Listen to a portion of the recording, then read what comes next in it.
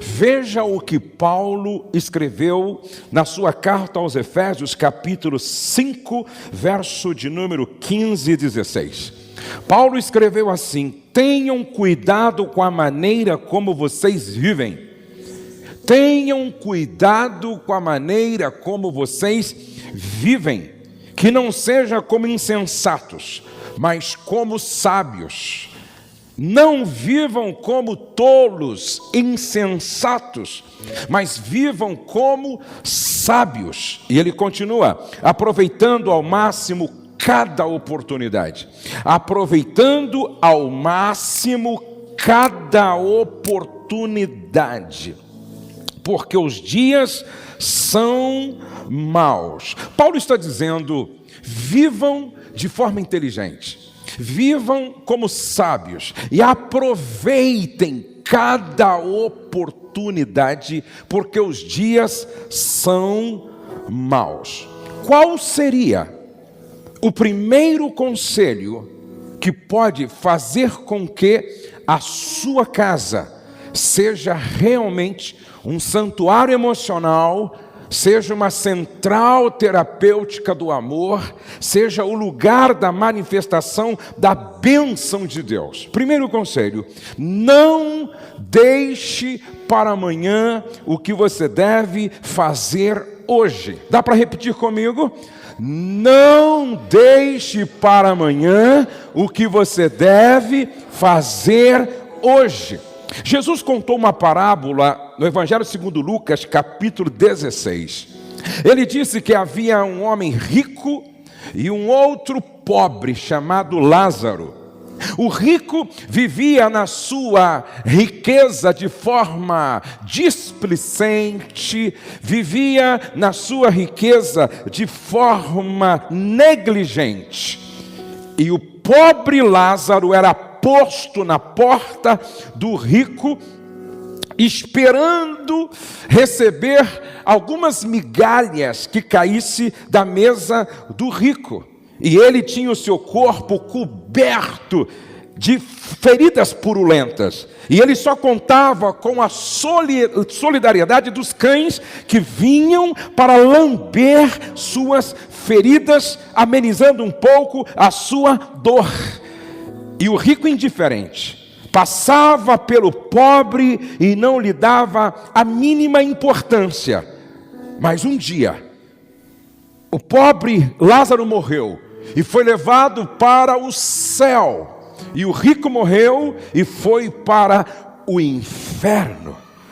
O Lázaro morreu, foi para o seio de Abraão.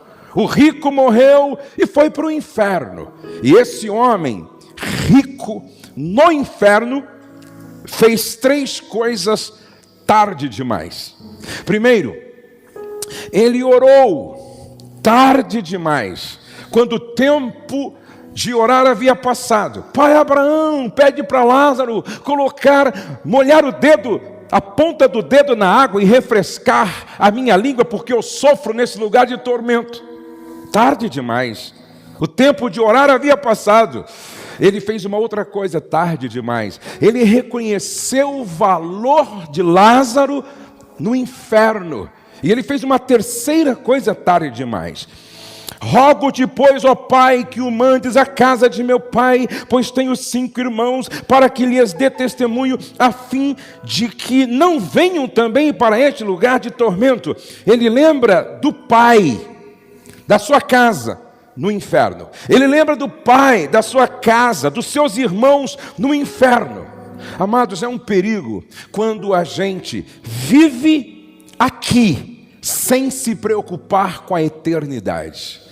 É um perigo quando a gente vive como se nunca fôssemos morrer e encarar a eternidade.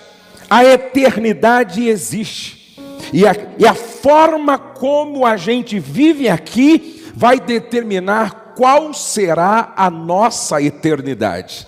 Esse homem, agora ele está no inferno.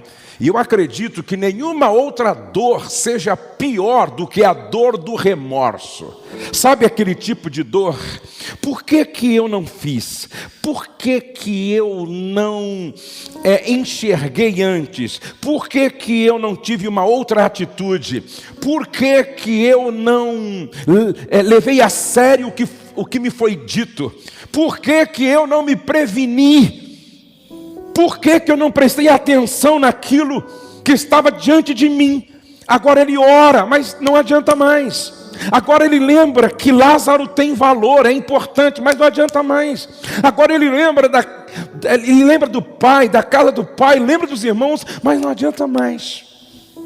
Infelizmente, muitas pessoas deixam para lembrar tarde demais. Muitas pessoas deixam para fazer tarde demais. Vocês já perceberam como a maioria das pessoas só deixam para reconhecer o valor da saúde quando perde? A maioria das pessoas deixam para reconhecer o valor de um filho quando perde. A maioria das pessoas deixam para reconhecer o valor do casamento quando perde. Eu atendi 3 pessoas nesses últimos dias. Uma esposa e 2 maridos.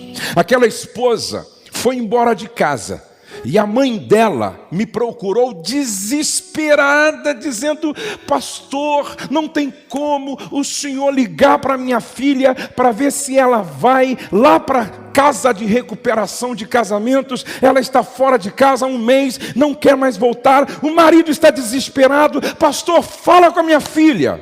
Eu não costumo fazer isso. Mas pensando naquela mãe, preocupado com aquele casal, eu tentei falar com aquela esposa. E eu mandei uma mensagem para ela no WhatsApp, para ver qual seria, a reação dela, explicando que nós queríamos ajudá-los. Sabe qual foi a resposta dela? Pastor, respeito o teu ministério, respeito o trabalho que o senhor faz com os casais, porém, eu decidi abrir mão do meu casamento e desistir do meu marido. Eu não tenho saudade dele. Eu não tenho amor por ele. E eu nunca mais quero sofrer como sofri ao lado daquele homem. O senhor não tem noção do quanto eu sofri. Ele conseguiu assassinar dentro de mim tudo o que eu sentia por ele. Eu recebo no meu escritório um marido e depois de um tempo um outro. E eles diziam para mim: eu desisto. Um deles disse: eu desisto. Eu desisto, pastor. O senhor me conhece. O senhor conhece minha esposa, o senhor conhece a minha história. Pastor, eu não suporto mais. São anos sendo destruído por essa mulher. São anos sendo mal reconhecido. Ela nunca consegue enxergar um lado bom meu. Pelo contrário, eu me sinto um lixo ambulante. Eu me sinto imprestável. Eu me sinto algo e não alguém. Imagina, pastor, anos ouvindo a mesma coisa e sendo condenado por algo que eu não faço. Pastor, eu não tenho mais prazer de voltar para casa. Ela também, como a outra, disse, ela conseguiu destruir em mim sonhos. E é interessante que é quase sempre assim. Aqui ainda eu recebi um marido, um homem zarrão, articulado, e ele dizia assim para mim: pastor Josué, eu vim de tão longe aqui te procurar. Sabe por quê? Fazem 3 meses que a minha esposa saiu de casa. Pastor, ela nem sequer aceita me atender ao telefone.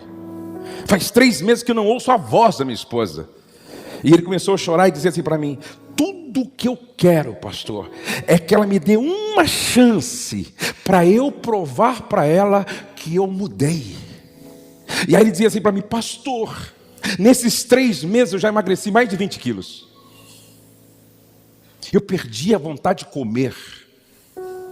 Eu não sabia que a minha esposa me faria tanta falta. Eu não sabia que eu a amava tanto. Porém, pastor, nesses 3 meses, dormindo sozinho, caminhando durante o dia sozinho, eu tive muito tempo para fazer uma introspecção, uma autoavaliação. Pastor, a minha esposa tem razão. Como eu era estúpido, como eu era bruto, como eu era indiferente, como eu era ausente, como eu era insensível, como eu era agressivo, como eu era, ele usou essas expressões, como eu era uma anta, como eu era burro, como eu era um cavalo. Eu reconheço, pastor, só que eu mudei, eu reconheci. Sem autocrítica não há crescimento, não há avanço, não há progresso, não há mudança, não há transformação. E ele disse: pastor, eu mudei. Tudo o que eu quero dela é uma chance para provar que nasceu um outro homem. Quantas pessoas estão lembrando de orar no inferno? Quantas pessoas estão lembrando que o outro é importante no inferno? Quantas pessoas estão lembrando do pai, da mãe, da família no inferno? A minha pergunta para você que está aqui hoje, para você que está me assistindo na televisão: quando é que você vai reconhecer o valor do próximo, o valor dos pais, o valor da família, o valor dos seus irmãos, o valor do seu cônjuge? Quando você perder, aí é tarde demais. Primeiro conselho: não deixe para amanhã o que você deve fazer hoje. Hoje é dia de introspecção. Hoje é dia de autoavaliação. Hoje é dia de se olhar no espelho para ver aonde é que estão as melecas que precisam ser trabalhadas, ou seja, que precisam ser tiradas do seu comportamento, da sua atitude. Aonde é que está a deformidade de caráter? Aonde é que está a mancha? O que é que precisa ser mudado? Não deixe para amanhã o que você tem que fazer hoje. Se vocês me entendem, eu digo amém.